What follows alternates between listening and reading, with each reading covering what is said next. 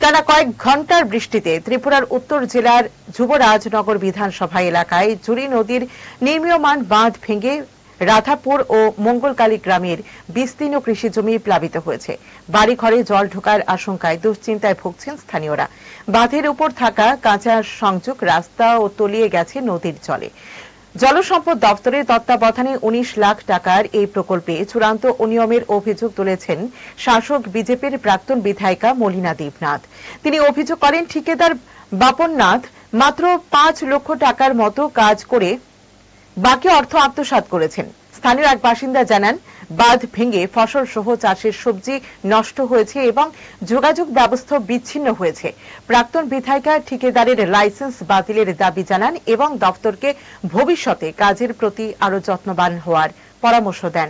তিনি বলেন, সরকার যে অর্থ উন্নয়নের জন্য বরাদ্দ করছে তা যেন দুর্নীতির কবলে না পড়ে।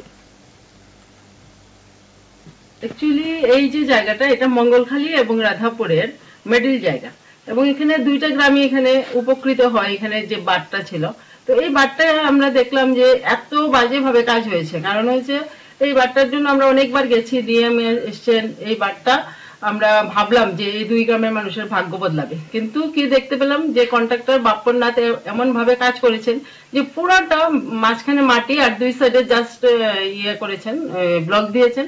প্রথম বৃষ্টি হলো এবং প্রথম বৃষ্টিতে তার সেই বাঁধটা ভেঙে একদম জঘন্য অবস্থা। এখন পুরো দুই গ্রামের মানুষের জমি তো শেষ, সঙ্গে সঙ্গে বাড়িতে জল ঢুকবে।